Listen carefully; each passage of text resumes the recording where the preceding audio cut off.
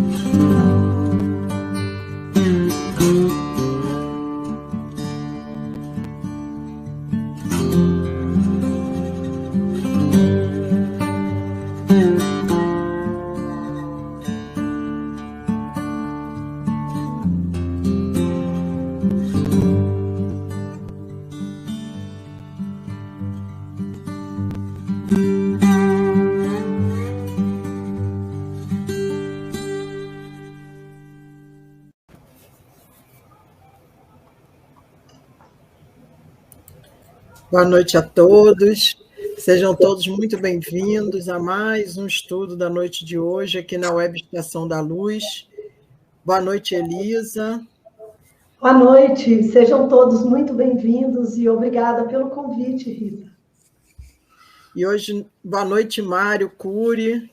Boa noite, queridos ouvintes, boa noite, companheiros de transmissão. É um prazer estar aqui com vocês para conversarmos acerca do tema de hoje.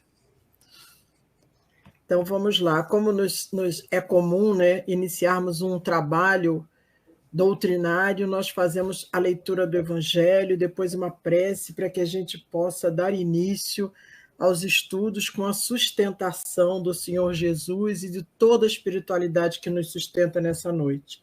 Então, Elisa, você pode ler o Evangelho para a gente, por favor? Sim, eu vou ler e já peço desculpas ao nosso público, porque eu estou com um pequeno problema na garganta, minha voz não está 100%, mas eu vou fazer o meu melhor aqui. Vamos lá. Estamos no capítulo 20 do Evangelho segundo o Espiritismo, item 5, Trabalhadores do Senhor, pelo Espírito da Verdade. Chegastes no tempo em que se cumprirão as profecias referentes à transformação da humanidade. Felizes serão os que tiverem trabalhado o campo do Senhor com desinteresse e movidos apenas pela caridade. Suas jornadas de trabalho serão pagas ao cêntuplo do que tenham esperado. Felizes serão os que houverem dito a seus irmãos: trabalhemos juntos e unamos os nossos esforços a fim de que o Senhor, na sua vinda, encontre a obra acabada. Porque a esses o Senhor dirá: Vinde a mim, vós que sois os bons servidores, vós que soubestes calar os vossos melindres e as vossas discórdias, para que a obra não sofresse. Então vamos lá, vamos fazer a nossa prece inicial para poder darmos início ao estudo da noite de hoje. Vamos unir os nossos pensamentos, os nossos sentimentos, colocando em nossa tela mental a imagem do nosso meigo, Rabi da Galileia, Mestre e amado Jesus.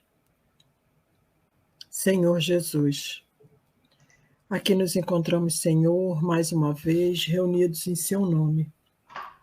Como o Senhor nos disse, Senhor, que onde estivessem 2 ou mais reunidos em seu nome, que ali o Senhor estaria. E é com essa certeza, Senhor, da sua presença junto a cada um de nós, que rogamos a sua paz, o seu amor, a sua sabedoria, para que possamos dar o nosso melhor na noite de hoje, para a proposta do estudo que traremos nessa noite. Abençoa, Senhor Jesus, ao nosso querido Mário Cury, a nossa querida Elisa, a nós outros que estaremos fazendo uso da palavra. Abençoa, Senhor, a todos os nossos irmãos que estarão aqui nos acompanhando e os que em algum momento estarão nos assistindo, nos ouvindo. Abençoa toda a equipe carnal e espiritual da Web Estação da Luz. Abençoa a todos os nossos guias e mentores espirituais, aos guias e mentores espirituais desse trabalho. E assim, Senhor, em seu nome, em nome de Antônio de Aquino, de Leon Denis, em nome de Caibar Schutel, mas acima de tudo, Senhor, em nome de Deus, nosso Pai, de infinito amor e bondade, que lhe pedimos a vossa permissão para iniciarmos mais um programa de estudo doutrinário da noite de hoje.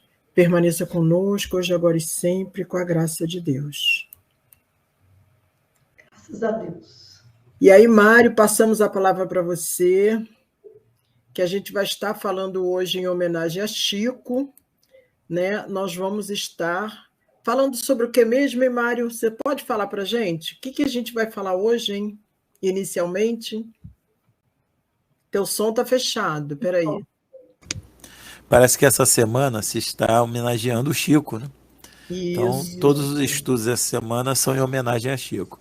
E vocês me convidaram para nós conversarmos sobre alguns casos em que o Chico Xavier, ele conseguiu, através do seu trabalho, da sua psicografia, influenciar em julgamentos judiciais. E vamos destacar aqui, contar um pouquinho da história, né? É bem conhecida, mas a gente vai dar alguns detalhezinhos interessantes assim, acerca daquele processo que a família de Humberto de Campos moveu contra a Federação Espírita e contra Chico Xavier, pedindo indenização e os direitos autorais relativos às mensagens do então finado, né? Para nós não é finado, para nós é continuado, né? Humberto de Campos, né? Então é bem interessante. Podemos continuar? Você quer fazer alguma consideração? Não, é isso aí, vamos lá, a palavra é sua.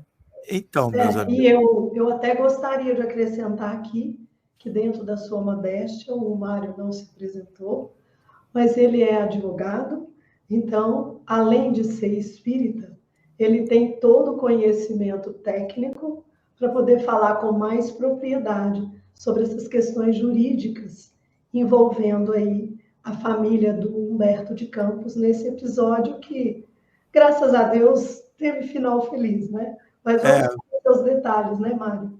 Vou deixar um pouco de lado a modéstia, porque eu sou advogado e também era professor de Direito Processual Civil. Não dou mais aula, não. Mas tem uns detalhezinhos assim, eu vou tentar não falar muito no juridiquês, né? Mas tem uns detalhes assim bem interessantes para a gente tratar.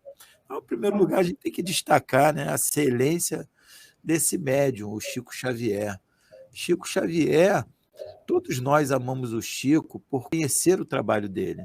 Trabalho maravilhoso, e a gente vai lendo aqueles livros, né, que contam os casos dele, nós vamos ficando assim maravilhado com a simplicidade, com o amor, com a dedicação, com toda a abnegação que esse espírito, certamente já um espírito de escola, né? Tem aquelas especulações todas, quem foi, quem não foi, mas isso para a gente não interessa.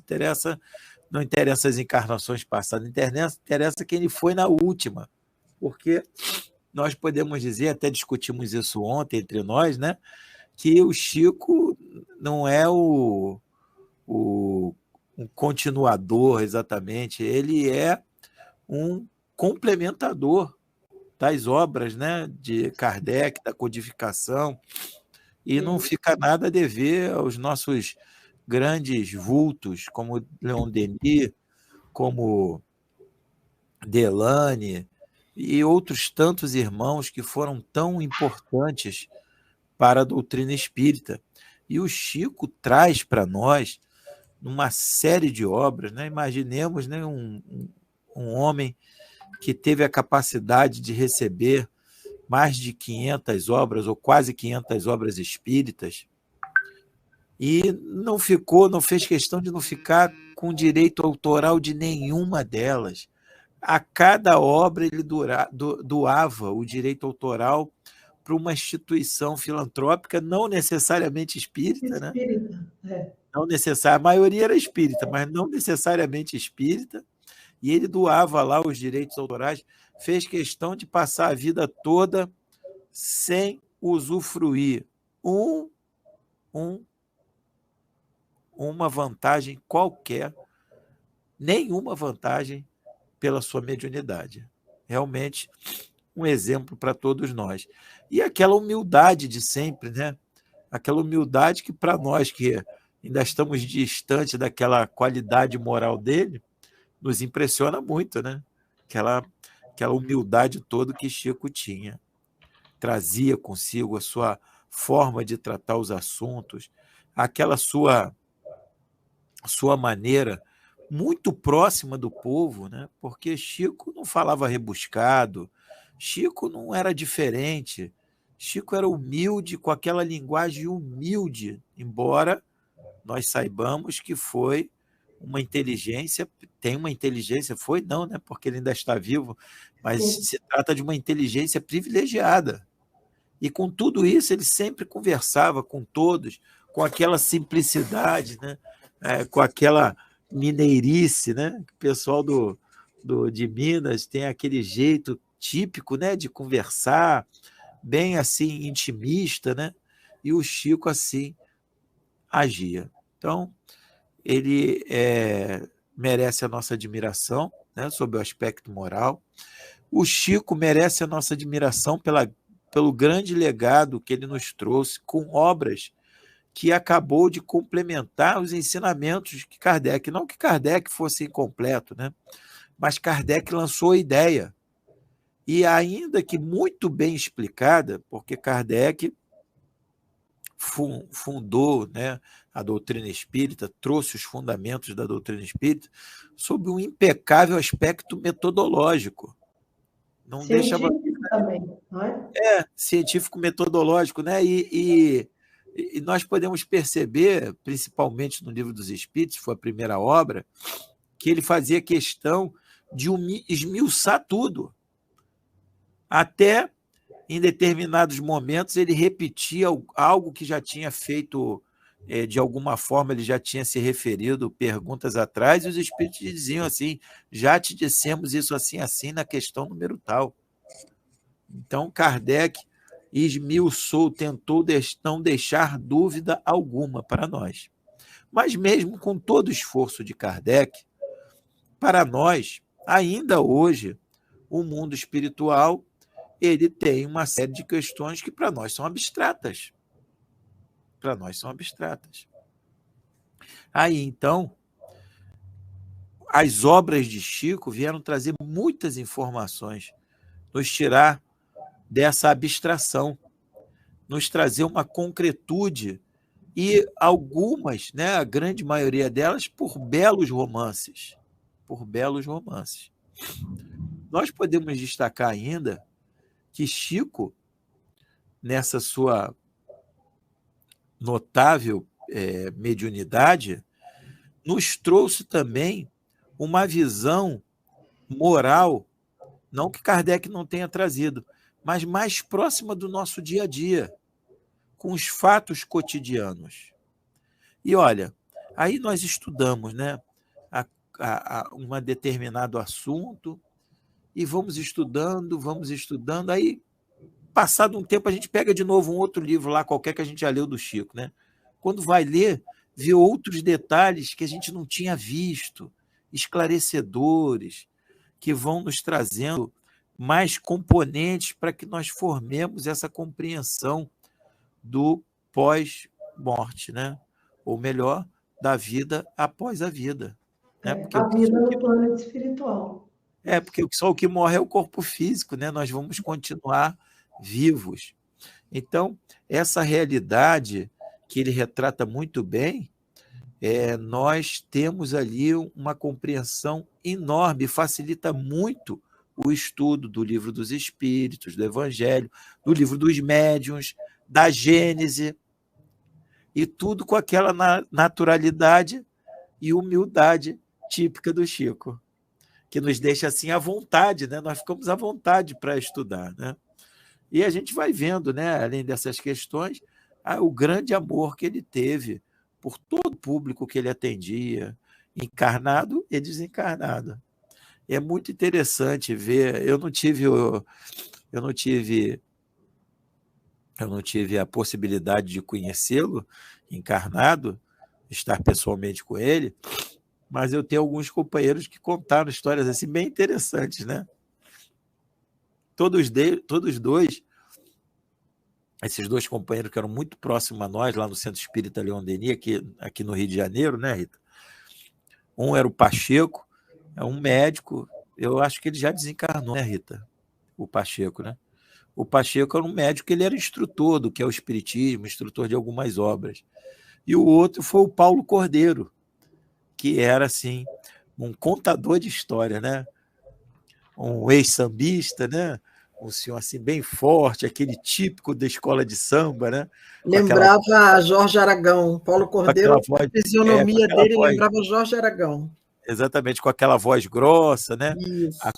A cor morena, né? Já mulato, e com aquele aspecto, né? Mas ele era um ex-frequentador de escola de samba, ele não era mais frequentador de escola de samba. Não que a gente tenha nada contra escola de samba, né? E ele contava as histórias assim muito engraçadas. Então, o Pacheco me contou que o doutor Pacheco foi lá, num lugar em Minas, onde Chico estava dando conferências, palestras e tal, e ele queria se aproximar do Chico de qualquer jeito, né? Aí ele entrou lá numa sala que tinha um pessoal que ia cantar um coral, que ia ficar perto do Chico. Aí deram uma bobeira lá com uma camiseta daquela, ele botou a camiseta e foi atrás do pessoal, né? Aí ele contou que quando chegou perto do Chico, ele tinha tanta emoção, que ele só chorava, e ele queria falar com o Chico, não conseguia, que não parava de chorar. Aí disse que Chico passou perto dele, segurou a mão dele e falou: "Ah, que bonitinho", e foi embora. Ele falou: "E eu chorei e não consegui falar com o Chico, né? Eu chorei e não consegui falar com o Chico, né?" Mas, Mário, uma outra coisa que as pessoas que estiveram perto do Chico também costumam dizer é que ele exalava cheiros de rosa, não é? Por onde ele passava.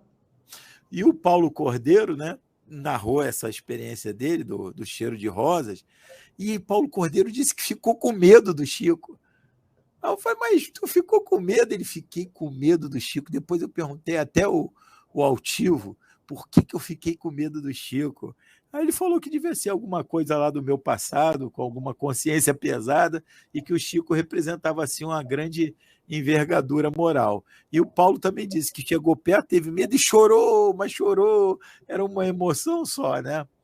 Eu acredito nisso, né? Porque a gente às vezes se aproxima. Eu tive a oportunidade de estar com alguns espíritos incorporados no altivo, o doutor Erma, o próprio doutor Erma em outro médium, agora que o altivo é desencarnado.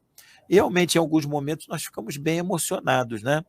E imagine, então, assim, aquela vibração amorosa do Chico, né? Chico irradiava um médium tão potente que ele foi até objeto de estudo pela NASA, né? O Chico Xavier, pela NASA. Queriam compreender aquela possibilidade toda. Bom, e aí o Chico, no início da carreira dele, começou a carreira como médium, né? Se é que a gente pode se referir assim como carreira, né? Mas no início do seu mediunato... Missão, né? Hã? Início da sua grande missão. Sua grande missão, ele começou, um dos expoentes que ele começou a narrar foi Humberto de Campos. O Humberto de Campos, ele tem um tom assim bem descontraído. Ele, quando encarnado como jornalista, ele tinha um tom bem descontraído, bem até às vezes alegre de contar algumas histórias. Tanto é que a gente pega alguns livros dele aí, tem umas histórias dele que são meio engraçadas, né? E Humberto de Campos era assim bem, às vezes até jocoso com algumas situações. Eu, como advogado, eu tenho um trecho de uma obra, sabe, que eu uso de Humberto de Campos, muito interessante. Ele encarnado. Era uma crítica que ele fazia aos magistrados, né? Naquela época, lá na década de 30, 40, ele fazendo lá a crítica aos magistrados. Então, o nome do texto, dessa crônica dele, é Um Conto Oriental. E é muito interessante, eu estou procurando aqui porque eu sem querer fechei, eu tinha deixado ele aberto, mas sem querer fechei. Aqui, tá aqui, textos. Tá aqui, ó. Eu sem querer fechei, é muito interessante. É muito engraçado o que ele fala, né? Tá aqui, achei. Ele diz assim, Um Conto Oriental está num livro A Sombra das Tamareiras, da editora José Olímpio, em 1934, do Rio de Janeiro. Essa editora hoje tem outro nome. Mas então ele diz assim, o Conto Oriental é pequenininho. Tiontzi, respondeu Li Tsing, o ente Shu não diz a verdade, e é fácil a um magistrado da tua sabedoria verificar que ele mente. A propriedade de ente Shu fica abaixo da que eu possuo. O Xiang Tsekiang, é o nome do rio, né? Corre para o mar e não corre para as montanhas de Quenlu. Para o cesto que encontrei viesse das águas do ente Shu para as do meu arrozal, era preciso que o rio subisse a correnteza. Né? A propriedade, então, lá do outro ficava acima do que dizia que o cesto que ele encontrou era dele. Aí o juiz responde. Li Tsing, respondeu o juiz, das experiências dos homens como tu, nada tem com a ciência dos magistrados como eu. Quando a justiça quer, os cestos sobem os rios, os peixes cantam nas árvores e os pássaros fazem o ninho no fundo do mar. Então, às vezes, quando a gente quer botar assim, uma crítica ácida ao juiz, eu boto esse conto lá, né? E eles não ficam muito satisfeitos comigo, não, né? Mas eu tenho o direito de criticá-los. E aí, então, eu estou contando isso para ver como é que o Humberto de Campos ele tinha uma singularidade no seu escrito. O seu escrito era inconfundível, seu estilo era inconfundível. E aí, Chico, então, começa a receber diversas obras de Humberto de Campos, e a família de Humberto de Campos entra com uma ação contra a Federação Espírita e também em desfavor do Francisco Cândido Xavier, nosso querido Chico Xavier. Isso foi em 1944, não é mesmo, Mário? Se não me engano, foi essa data mesmo, 1944. Deixa eu ver aqui, eu tenho aqui, ó. E a viúva do Humberto de Campos chamava Catarina Virgulino de Campos. Isso, o livro é esse. Eu tenho aqui esse livro que foi escrito pelo advogado que fez a defesa, né? Chama Miguel Timpone. Esse foi o advogado que fez antes a defesa. tribunais. a psicografia ante os tribunais. Foi o advogado que fez a defesa da Federação Espírita e do Chico. E nessa ação tinha, assim, vamos dizer, um expediente de esperteza, porque eles entraram com uma ação declaratória pedindo que o juiz confirmasse se as mensagens psicografadas pertenciam ou não ao imortal da Academia Brasileira de Letras, Humberto de Campos. E aí eles faziam 2 pedidos que os colocavam numa posição de não perder de jeito nenhum.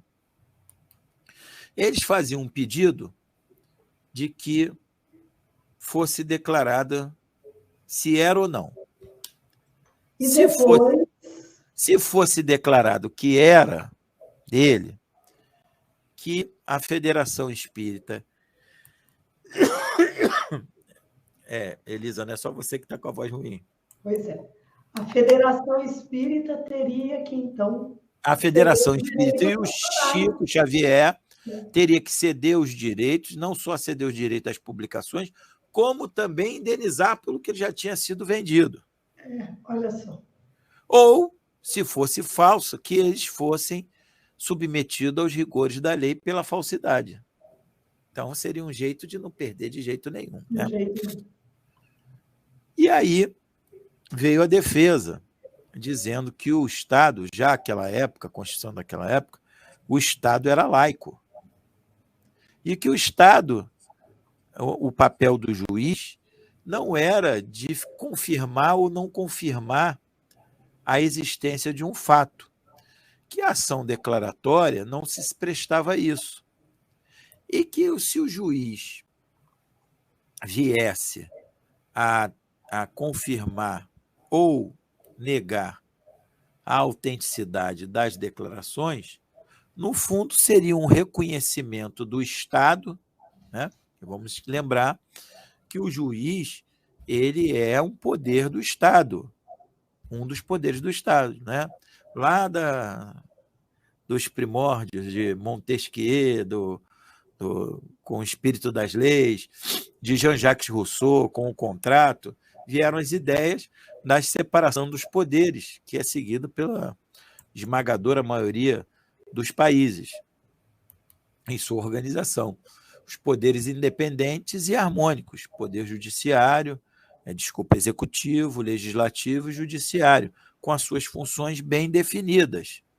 E que ao juiz não cabe, né, ao judiciário, ao executivo cabe cumprir a lei, ao executivo, ao legislativo formular as leis, e ao judiciário não cabe criar normas, mas simplesmente aplicar as normas à vida concreta quando há um conflito de interesses. Né? Se vocês me permitem assim, um pouquinho só de uma informação um pouquinho técnica, né? Só há processo quanto há uma lide, um conflito de interesse. Eu tenho uma pretensão, quero alguma coisa, e o outro resiste a essa minha pretensão, essa minha vontade. Como eu não posso ir lá e fazer justiça pelas próprias mãos, porque o Estado tomou para si o direito de compor os listígios, ninguém pode fazer justiça pelas suas próprias mãos, há até um crime previsto para isso no Código Penal, uso arbitrário das próprias razões, ainda que legítimo. Então alguém me deve um dinheiro, aí eu vejo o sujeito que me paga contar o dinheiro na minha frente, eu não posso ir lá e tomar o dinheiro dele, mesmo que ele esteja me devendo. Isso é um crime previsto no Código Penal, o uso arbitrário das próprias razões. Muito bem, então o Estado tomou para si o direito de compor o litígio, né? E dessa pretensão com essa resistência está formado uma lide, né? Uma causa, uma discussão, uma desavença, em que o juiz vai dizer quem está com direito, né? Isso é uma proteção do Estado. Então, o juiz, quando dá uma sentença, ele presta tutela, quer dizer, a proteção jurisdicional. Jurisdicional vem da locução já latina jurisdicio, dizer quem está com o direito. Muito bem. Então, a família de Humberto de Campos tinha essa pretensão de que declarasse ou não, e que fosse, então, condenado ou a pagar a indenização e a passar os direitos autorais, ou que fosse declarada a falsidade, e aí, então, que se fosse imposto os rigores da lei. Mas, então, a defesa diz que não cabe ao juiz, Estado, decidir se uma religião é válida ou não, se uma crença é válida ou não. Verificar um aspecto, ele não usar essa palavra não, mas eu vou resumindo, um aspecto, a existência ou não de um aspecto metafísico. Não cabe ao Poder Judiciário isso, né? E essa foi, assim, a preliminar. No mérito, eles vieram dizendo que nunca houve intenção nem de lucro, né? E que todos os valores eram aplicados pela Federação Espírita na divulgação da própria doutrina espírita, que a Federação Espírita ganhava, e o Chico não ficava com nada. Doava seus direitos para instituições filantrópicas. Muito bem. E o processo não foi muito adiante, porque o processo ele tem assim um encadeamento, umas fases, né?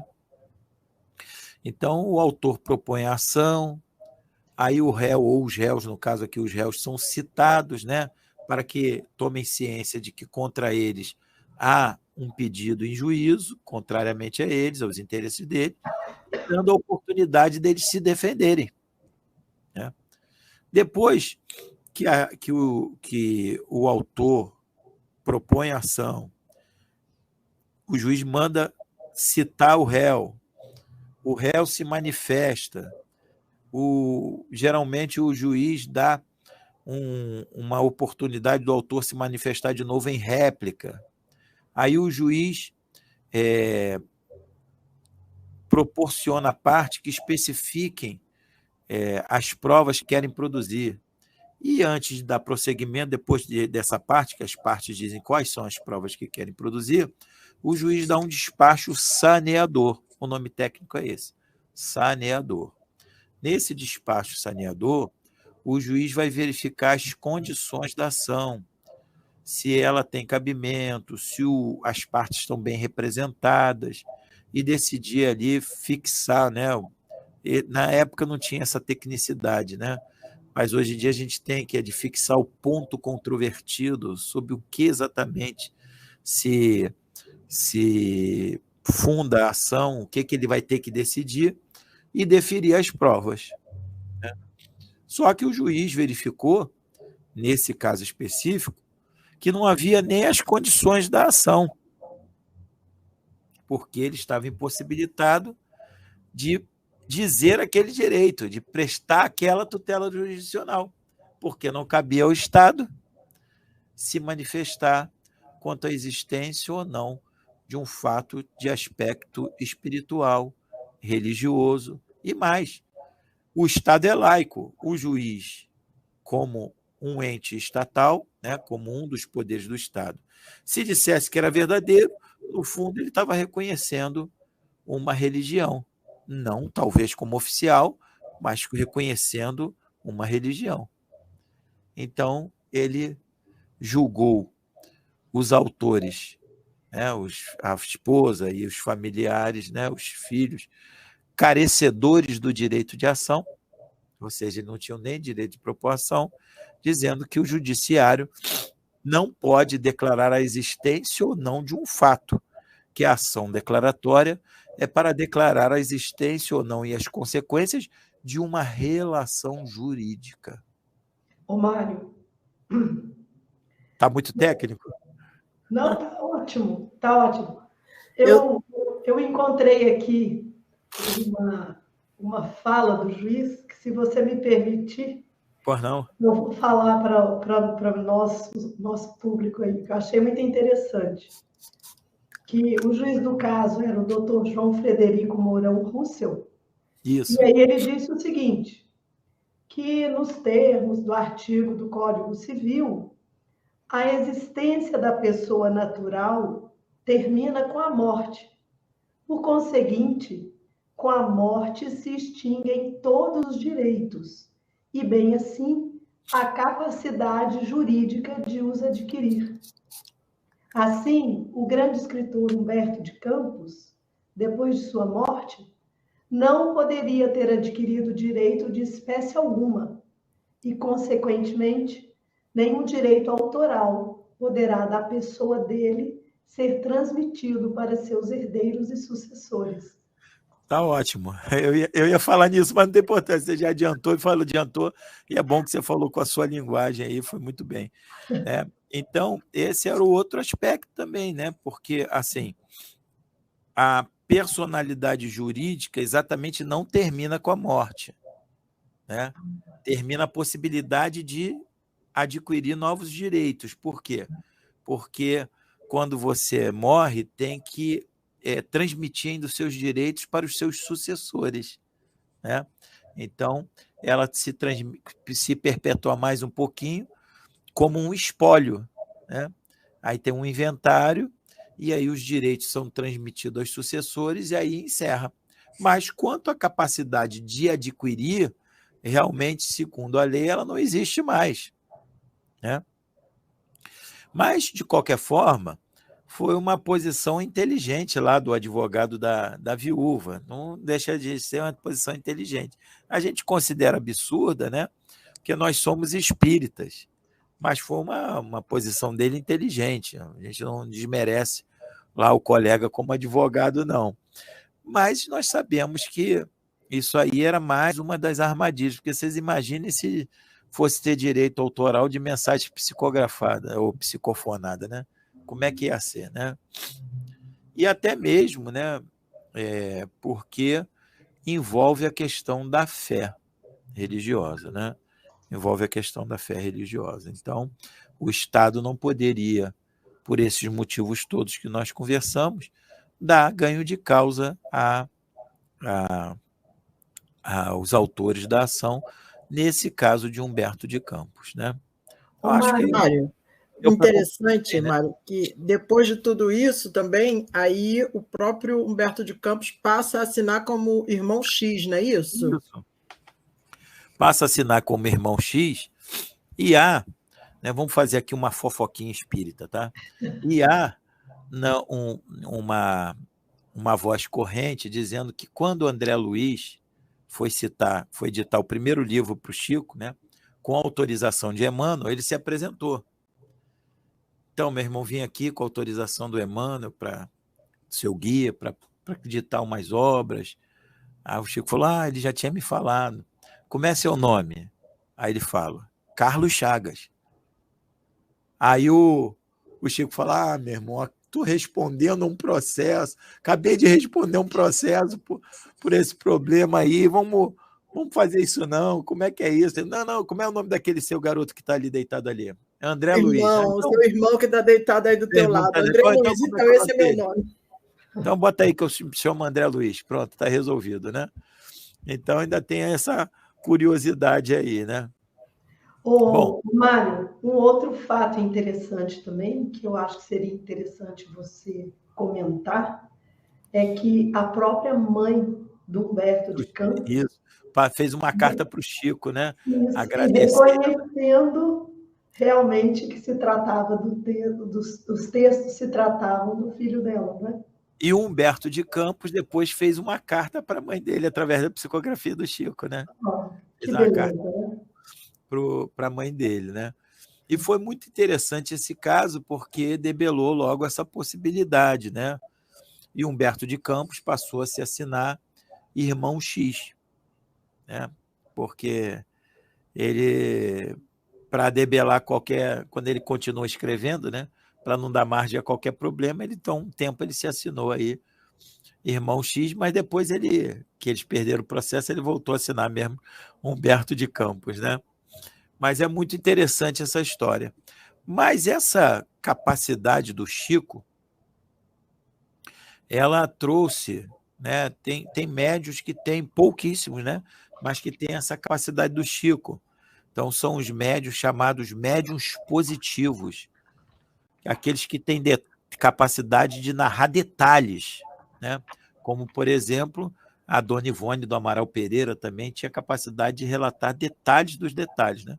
Então, uma sobrinha da Dona Ivone, né? Foi nossa companheira lá no Leon Denis, ela disse que pegou, uma vez foi viajar para um país lá, que a tia, numa psicografia, descreveu como é que era a visão lá de cima de uma torre de uma igreja.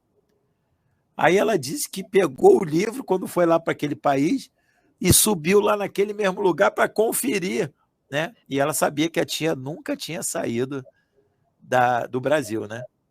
E conferiu lá que era realmente aquela visão que se tinha ali daquele local.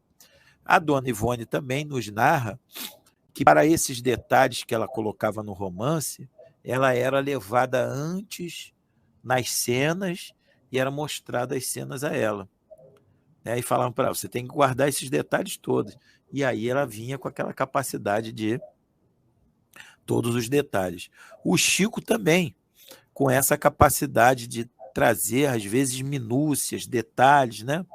Porque quem é médium, nós sabemos que a comunicação vem, a comunicação é espontânea, mas nem sempre é tão simples assim. Você fala tudo que vem à mente, porque tem uma série de questões de referência na sua mente, né? Se a psicografia, por exemplo, era mecânica ou não. No Chico, a gente lembra daquele detalhe famoso, está até no filme que conta a vida dele, dos 2 jornalistas que foram lá fazer chacota com ele. Aí, antes dos jornalistas deram um nome falso a ele, antes dos jornalistas começarem a conversar, ele tinha botado uma dedicatória do Emmanuel e deu um livro para cada um, que foi o primeiro livro dele, que foi o Parnaso de Além Túmulo. E quando os jornalistas iam publicar lá, em tom assim muito desairoso contra o Chico, um deles olhou e falou aqui, ó. Aí mostrou para o outro que estava o nome deles escrito certo na dedicatória que o espírito tinha feito. Coisa que parece que nem o próprio Chico tinha reparado, né? Então ali eles aliviaram muito, né? E outras coisas, como o Chico psicografava numa mão em um idioma e noutra mão em outro idioma. Então, quando as psicografias, as psicografias são mecânicas, é mais fácil, porque não depende exatamente da mente do médium. É como o nome está a dizer, o espírito toma o braço e faz. Na psicofonia, também existe essa possibilidade. Na psicofonia quase que mecânica, mas sempre tem mais interferência do médium, né? Então, a gente vê aí que quando eu, às vezes, dou mensagem psicofonada, a gente vê que não é muito simples, não. O pessoal pensa que é uma coisa muito simples, mas não é, não. Tem até um fato bem interessante para contar para vocês, né? Que o Altivo, quem não conhece o Altivo, é o fundador do Centro Espírita Leon Denis, no Rio de Janeiro, né? Um tremendo de um médium Altivo. E aí, uma vez, eu estava atrás do Altivo, a gente descia do trabalho e muitas vezes, como o salão estava cheio ali, eu ficava atrás dele. Ele ia dar mensagem ao final da reunião pública, ele sempre dava uma mensagem psicofonada. E eu ficava atrás dele. Então, ele dava muita mensagem do Dr. Erma, que é um dos guias da casa, de Baltazar, muitas mensagens de Antônio de Aquino, que é um dos guias também do Centro Espírita Leon Denis, algumas mensagens de Francisco Nicolau, que é o François Nicolas Madalene do Evangelho segundo o Espiritismo. E aí eu ficava ali atrás dele, e eu, de brincadeira comigo mesmo, né, ficava concentrado, prestando atenção, tentando saber antecipadamente pela vibração quem era o espírito. Ou às vezes eu via mesmo quem era o espírito que ia dar mensagem, né? Aí uma vez eu vi o Antônio de Aquino. Mas o Antônio de Aquino, quando começa a mensagem dele, ele dá assim uma saudação que é muito típica dele. Ele fala que o amor único de Deus inspire todas as almas para o bem, né? E aí começou a mensagem, eu vi, senti a vibração dele, e começou a mensagem, e não começou assim a mensagem. E foi tomando outro vulto, totalmente diferente dele, né? Aí eu falei, E no final o espírito se apresentou, né? Maria Dolores. Eu falei, bom, errei, né? O que eu vou fazer, né? Não era o Antônio de Aquino. E o fato teria passado em branco se não fosse naquela semana mesmo, numa aula que o Altivo dava para os doutrinadores antes de entrar para a desobsessão, Alguém fez uma pergunta sobre incorporação e ele falou assim: vocês lidam muito aqui com o fenômeno de incorporação e acham que o fenômeno de incorporação é um fenômeno simples. Mas não é um fenômeno simples, não. Por exemplo, tem que haver uma interação fluídica entre o comunicante e o médium. Se não houver um acasalamento fluídico, não acontece. Eu, por exemplo, não consigo dar mensagem de Maria Dolores. Toda vez que eu vou dar mensagem de Maria Dolores, vem Antônio de Aquino e serve de médium entre eu e ela. Eu falei, ai, que bom, não estou perturbado, né? Estou perturbado. Mas aí você também entendeu o processo, né? Então a gente vai vendo assim que o Chico tinha uma característica de uma capacidade de atender uma diversidade, uma flexibilidade muito grande, né? Então a gente viu aí. Por que eu trouxe esse caso de Altivo? Que é um médium muito experimentado, um médium com cabedal muito grande, né? E ainda assim narra essa dificuldade. E o Chico nunca narrou uma dificuldade dessa, né? Mário, então, para a gente ver a capacidade. Pode falar. Não, a gente vai colocar um videozinho aqui rapidinho para a gente fazer uma análise rápida desse vídeo, que o nosso horário está quase... Deixa eu só, rapidinho, só contar mais 2 casos aqui do Chico com psicografia. Rapidinho. Tem dois casos notórios ainda do Chico com relação à psicografia, cuja psicografia serviu de elemento para absolver 2 pessoas, né? Então, eram 2 amigos que estavam brincando com uma arma e, sem querer, a arma disparou. E o rapaz estava lá, quase sendo condenado, e o Chico mandou uma carta para o juiz lá com a psicografia, e aquela psicografia o júri aceitou e absolveu. E o outro, de uma mulher, na década, esse foi em 1976, e o outro, uma mulher na década de 80, que o marido também, por acidente, a matou. Ela até foi a ex-Miss Campo Grande, do Mato Grosso do Sul. E ela, sem querer, também o marido disparou a arma e matou, e ele estava quase sendo condenado lá, e teve uma psicografia do Chico, e o júri aceitou e foi absolvido, né? Então, tem outros casos, né? Mas esses são mais impressionantes. Inclusive, esse juiz que aceitou lá a psicografia, ele, como prova, ele depois recebeu uma mensagem do Chico de um juiz que tinha sido juiz há muitas décadas lá naquela comarca. Muito interessante, né? Vamos lá, então vamos passar o vídeo aí para a gente... Vamos lá no vídeo para a gente poder visualizar e a gente comentar.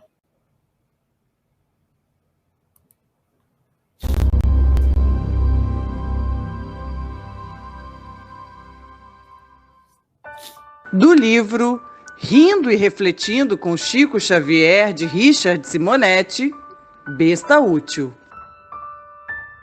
Chico psicografava as poesias que dariam origem ao seu primeiro livro, Parnaso de Além-Túmulo. Um amigo, impressionado com a beleza daqueles versos, decidiu confiá-los à apreciação de um escritor mineiro de passagem por Pedro Leopoldo. Em seu hotel, o escritor examinou superficialmente os maravilhosos ensaios poéticos de Augusto dos Anjos, Casimiro Cunha, João de Deus, Olavo Bilac e outros. Isso não é possível. Em novo encontro, eis que o escritor, materialista convicto, sentenciou: Isso tudo é bobagem. Esse rapaz é uma besta. Como ousa dizer isto? Você tem que respeitar o Chico, que é um médium espírita. O escritor não se impressionou e disse: Muito bem. Podemos dizer então que é uma besta espírita.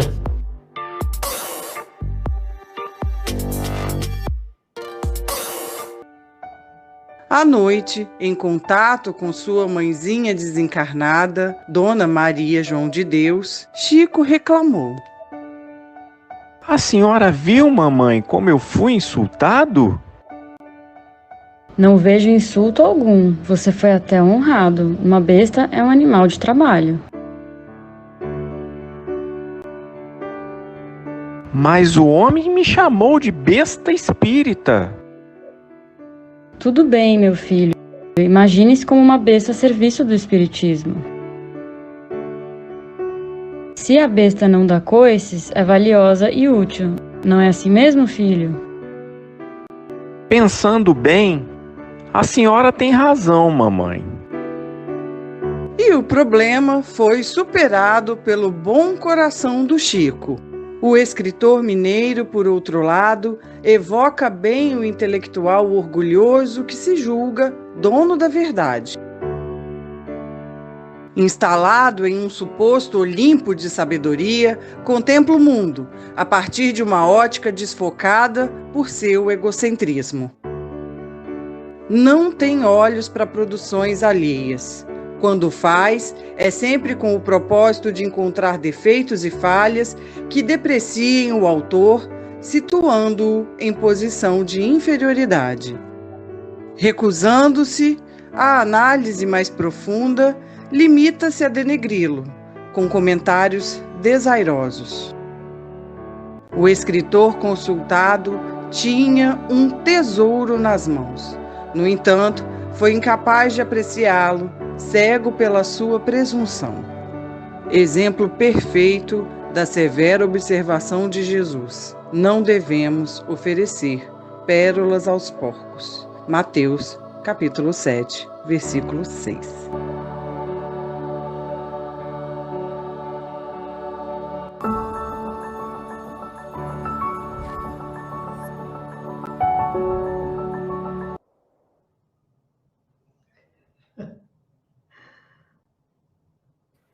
Abrimos aí para uma avaliação, para uma fala, para os comentários. Mara até iniciou um comentário sobre o primeiro livro, né? Que esse foi o primeiro livro de Chico. Armazo de Além-Túmulo, exato. Armazo de Além-Túmulo. Então, Quer falar um pouco? O vídeo, ele retrata um pouco, não é, Rita, sobre essa ofensa que foi feita ao Chico, de uma maneira bastante insensata por esse escritor arrogante, chamando de besta, ainda brincando, falando, então ele é uma besta espírita. O Chico, coitado, dentro da sua sensibilidade, né, ficou bastante chateado. A mãe o consolou e falou, a besta é um animal útil, né? Então você não tem que se sentir ofendido por isso. E ainda termina com aquela bela lição do Evangelho de Jesus, que a gente não deve dar pérolas aos porcos, não é? O que você achou, Mário? O seu som fechado. Chico, no Parnaso de Além-Túmulo, traz, né, ali renomados poetas da nossa literatura, né? Sim. Então, talvez lá o sujeito tenha se assustado com a capacidade de Chico retratar todos aqueles grandes vultos da literatura, né? Casimiro de Cunha, né? O Augusto dos Anjos, Castro Alves, e todos aqueles ali muito conhecidos, né? E até, se vocês me permitem, né? Tem um poema do Casimiro Cunha, não está no Parnaso de Além-Túmulo, não, está no livro Caminhos da Luz. Então, o nome da lição é Anexim de Sempre. Anexim quer dizer um calouro, um que está cursando numa escola preparatória, né? Então, nessa lição, tem algo muito interessante, que ele diz assim, lá no meio da lição do Casimiro Cunha: da ternura doce e branda, ser devoto, não escravo. Eu bonzinho, tu bonzinho, quem educa o burro bravo? É muito interessante, né? Mas o Chico agiu nesse caso aí com aquela humildade dele de sempre, acatou os ensinamentos da mãe, né? Que a mãe o orientava ali durante muito tempo, o orientou, né? Acatou os ensinamentos da mãe e conseguiu passar por cima daquela dificuldade toda, né? Então, o Chico, como sempre, dando o exemplo para nós de ternura, brandura e de pacificação, né? Muito importante isso, né? E aí ele demonstra também para a gente aí, né, como nós também ainda temos atitudes como a do companheiro que criticou Chico por saber que ele não tinha uma escolaridade, como que ele teria capacidade para escrever uma poesia desse cunho, né? Que capacidade intelectiva era essa para ele escrever uma coisa dessa? Então, isso ele não tinha nessa encarnação, né? Mas aí quando a gente não tem esse conhecimento, né, Mário, da continuidade da vida e da imortalidade da alma, a gente tem esse tipo de comportamento, que muitas das vezes, mesmo a gente tendo esse conhecimento, a gente se assusta, né, com o conhecimento do outro e começa a julgar. Isso é muito comum ainda nosso. E Chico dá para a gente aí com nesse vídeo, né, um exemplo clássico de humildade, disciplina e obediência, como o Mário demonstrou. Ele obedece à mãe, né? Fala. Eu escutei de 2 médiuns diferentes, assim, médiuns bem seguros e bem conhecidos, né? Só não vou declinar o nome porque eles não falaram em público, né? Que eles têm, e que não se conhecem, não têm intimidade com o outro, se conhecem só de nome, e eles me disseram o seguinte, todos 2, a mesma coisa, que há fortes indícios para eles de que Chico teria sido o filósofo Pitágoras. Então, quer dizer, uma inteligência assim descomunal para o sujeito lá, tadinho, queria avaliar, né? Então, a gente olha a pessoa olha aquela humildade toda e não tem noção de que espírito que está ali, né? E isso sem falar do aspecto moral, né? Que aí, então, e ele com aquela capacidade, né, de doação, né? Tem um vídeo, depois vocês procurem aí, são 3 pessoas que conviviam bem com o Chico, 2 médicos que conviviam bem, mais aquele repórter que foi o repórter do Pinga Fogo, e eles se reuniram para falar dos casos do Chico, né? Aí um deles estava contando assim que foi acompanhando o Chico, e aí ele comentou com o outro, vem cá, ele saiu de manhã, encheu um bolso uma mão de bala, botou num bolso, outra mão de bala, botou no bolso, mas quantas balas ele já distribuiu para esses garotos aqui todos? Né? Essa bala não acaba, não? Então eles verificaram ali que Chico botou 10 balas no bolso, em cada bolso já tinha, quer dizer, 20 balas no total, já tinha distribuído mais de 40 balas, né? Onde é que vinham as balas que Chico estava distribuindo? Né? Impressionante. Um médium realmente assim, muito interessante, né? Ele olhava para a gente, né? Para mim nunca tive essa oportunidade, mas ele conseguia ver, às vezes, o nome da pessoa, pela vibração, ele olhava e via o nome da pessoa. Então, médium extraordinário mesmo, assim, com uma capacidade, uma envergadura, uma maleabilidade, né? Impressionante. Não sei quando teremos outro igual, né? Mas serve para a gente de exemplo, né, Mário? Principalmente nós que somos médiuns, trabalhadores de casas espíritas, né? Que nós possamos aprender com esse nosso querido Chico. E assim, hoje cedo, com a televisão ligada, eu estava observando. Falou-se hoje do 20 anos do ganho da Copa, e teve um momento que teve um programa que a companheira foi e falou. E hoje fazem-se também 20 anos que nos deixou Chico Xavier. Porque o Emmanuel disse para ele, né, que ele só ia desencarnar no dia que a população brasileira, o povo brasileiro, estivesse muito feliz, né? Muito feliz, exatamente.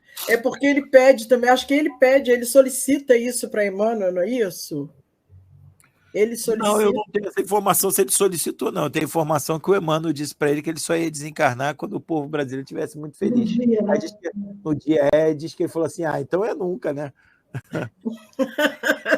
Aí foi exatamente no dia de jogo de Copa do Mundo. Né? Aí o Brasil foi campeão. 20 anos atrás. 20 anos atrás. Podemos fechar, então? Vamos fechar. Faltam 2 minutos para a gente fechar.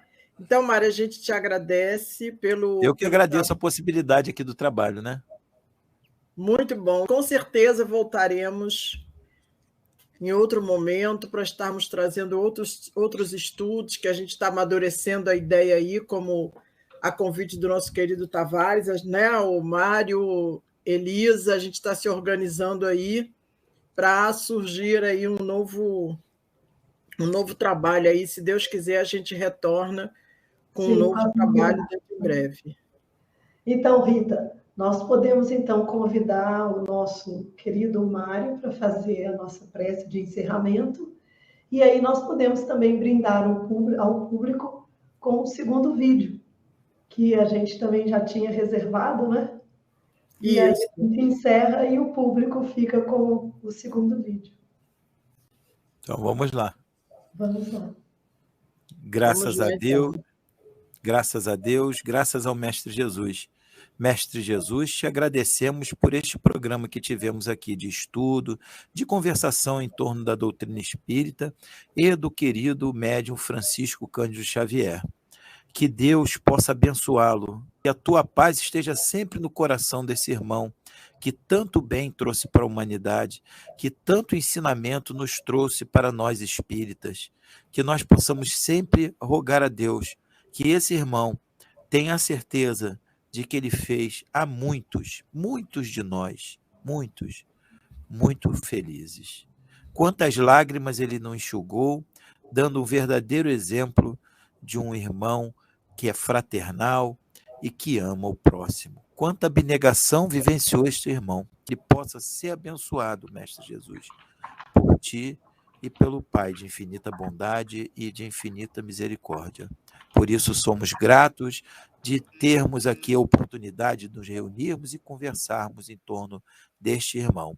E agradecemos também a oportunidade do trabalho, que todos nós possamos sempre lembrar da necessidade de nos amarmos, de amarmos ao próximo, de vencer dentro de nós o orgulho e o egoísmo de cada um, para que um dia, então, possamos compreender todos os desígnios de Deus, e assim, compreendendo e aceitando a todos os desígnios de Deus, que a tudo possamos render graças a Deus.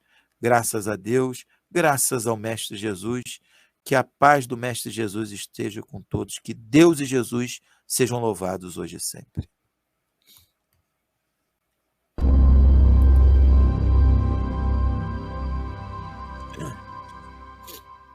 Do livro Rindo e Refletindo com Chico Xavier, volume 2, de Richard Simonetti, A Condição Primeira. O primeiro encontro com Emmanuel haveria de marcar para sempre a existência de Chico, a partir de uma recomendação do mentor quanto ao mais importante no exercício da faculdade mediúnica. Jovem ainda, com 21 anos, encontrou com Emmanuel à beira de um açude, onde estava triste a meditar e a orar. Chico, há uma importante tarefa que nós temos que cumprir na promoção dos livros espíritas. Está disposto ao trabalho? Inexperiente, o médium disse emocionado: Claro que estou disposto, Emmanuel, mas desde que os bons espíritos não me abandonem.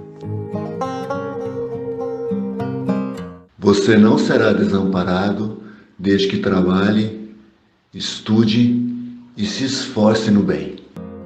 O senhor acha que estou em condições de aceitar o compromisso? Sim, mas é preciso que você respeite as 3 condições básicas. E quais são essas 3 condições, Emmanuel? A primeira, disciplina. A segunda, disciplina. E qual é a terceira? E a terceira, disciplina. Na bem-humorada tríplice afirmação, Emmanuel deixa bem claro que o fundamental para o exercício da mediunidade é a obediência às regras. Em qualquer setor da atividade humana, desde as tarefas mais triviais, o êxito está diretamente subordinado ao empenho de cumprir as normas. Fico imaginando como Chico poderia ter produzido a montanha de livros que o notabilizou sem horários definidos para o exercício da psicografia, que cumpria religiosamente. O sucesso ou insucesso em qualquer atividade, particularmente no intercâmbio com o além, condiciona-se à nossa visão da disciplina.